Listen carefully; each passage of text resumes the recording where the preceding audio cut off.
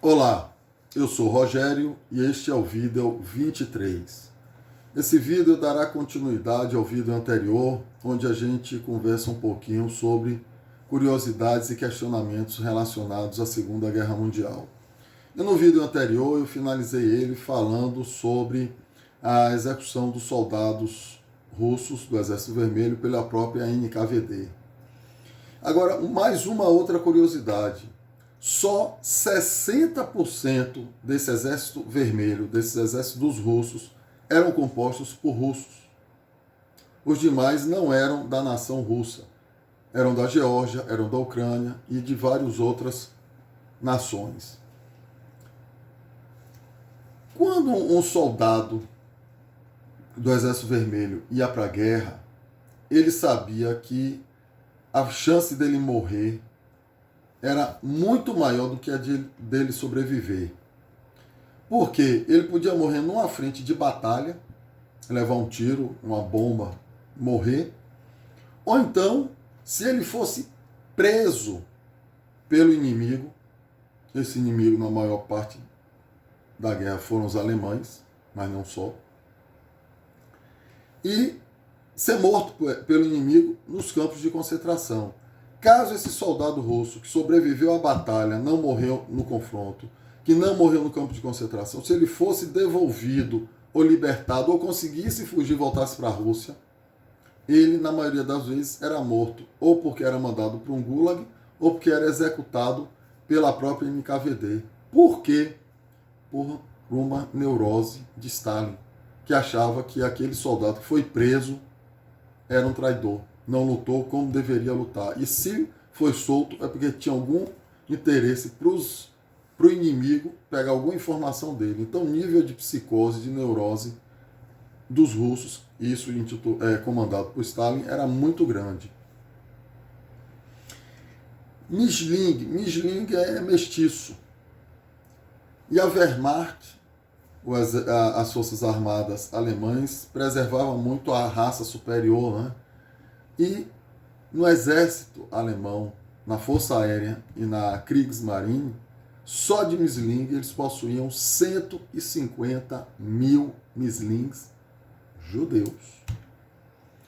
Quase 1 milhão de russos e eslavos lutaram também na Wehrmacht, no exército, na Força Aérea e na Marinha Alemã. 1 milhão. Olha só que gozada agora. A própria Wehrmacht não era o exército, tá? Wehrmacht eram as forças armadas, era o exército, a aeronáutica e a marinha. A Wehrmacht possuía os próprios bordéis. Eles tinham as prostitutas que tinham um acompanhamento médico e essas prostitutas trabalhavam em bordéis que acompanhavam as frentes de batalha. Isso tudo para tentar preservar a saúde do soldado alemão.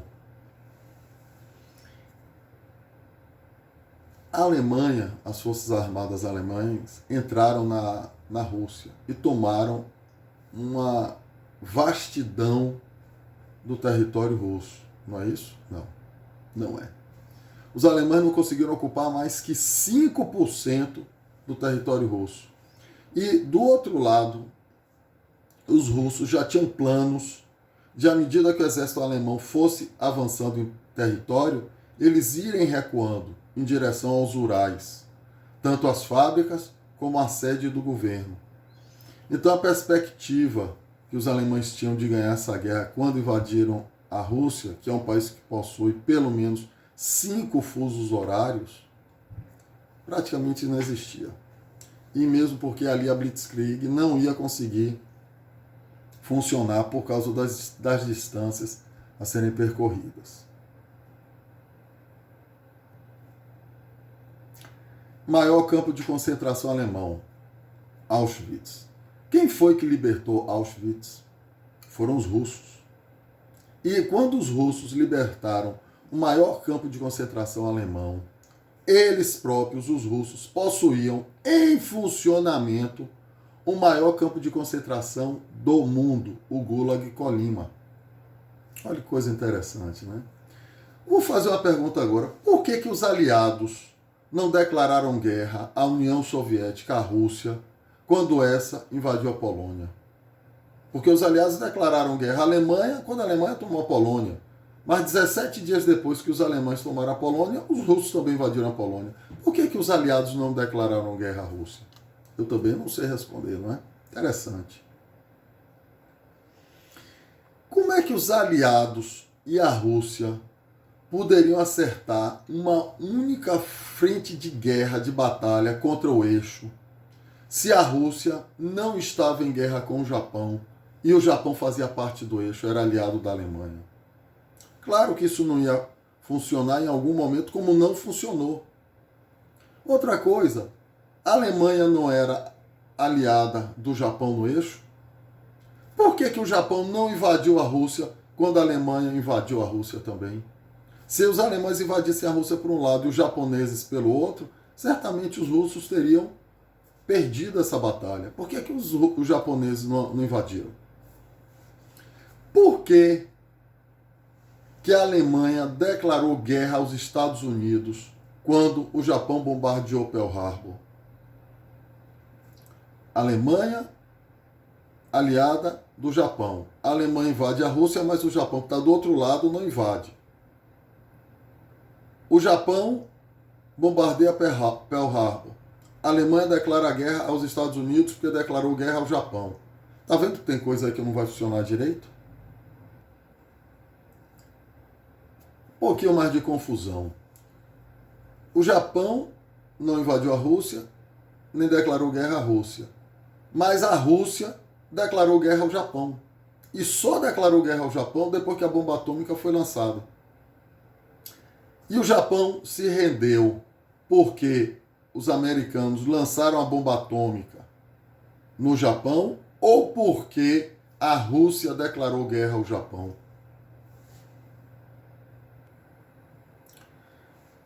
Qual foi a grande arma criada pelos alemães de destruição em massa? Foram os foguetes V1 e V2. Esses dois foguetes, eles eram completamente diferentes, mas eles tinham uma coisa em comum. Eles tinham a mesma carga explosiva. E qual era a diferença de um e de outro? Era a distância que eles conseguiam alcançar, as alturas de voo e a dificuldade em barrar. Mais uma outra curiosidade, por que esses foguetes chamavam de V1 ou V2? V1 e V2, a letra V, foi o primeiro foguete e 2 foi o segundo. A letra V vem do alemão Vergeltung, que quer dizer retribuição, ou de uma forma mais comum conhecida como vingança. Mas a palavra alemã significa retribuição. Outra coisa bastante interessante, se a gente observar a história da Segunda Guerra Mundial, a gente vai ver que os britânicos, na Segunda Guerra Mundial, sempre desempenharam um papel de parceiro secundário. Inicialmente com os franceses, entre 1939 e 1940, até o avanço a Dunkerque, do eixo, né? E depois de 42 a 45, eles também eram o segundo na aliança com os americanos. E por que os ingleses levaram essa fama toda? Por causa da resistência, por eles estarem na ilha e na época não ter armamento que conseguisse ir lá destruir a ilha e voltar à sua base, né? Por isso que os ingleses tiveram essa imagem tão preponderante.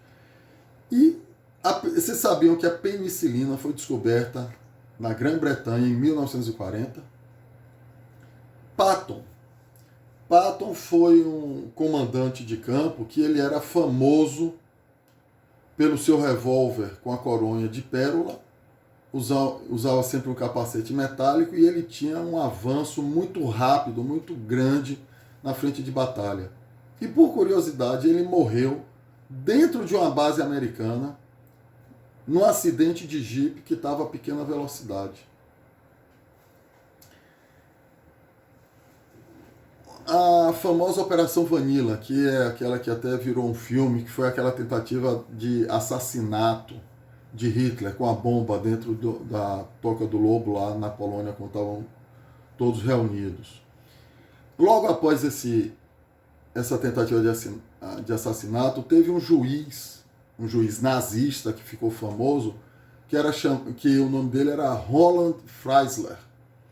Ele era um juiz fantoche dos nazistas, que foi esse juiz que condenou todos à morte daqueles que estavam envolvidos ou supostamente envolvidos nessa tentativa de assassinato de Hitler. Agora, olha uma curiosidade muito interessante. Sabe como é que esse juiz morreu? Esse juiz morreu durante uma audiência na qual ele estava para condenar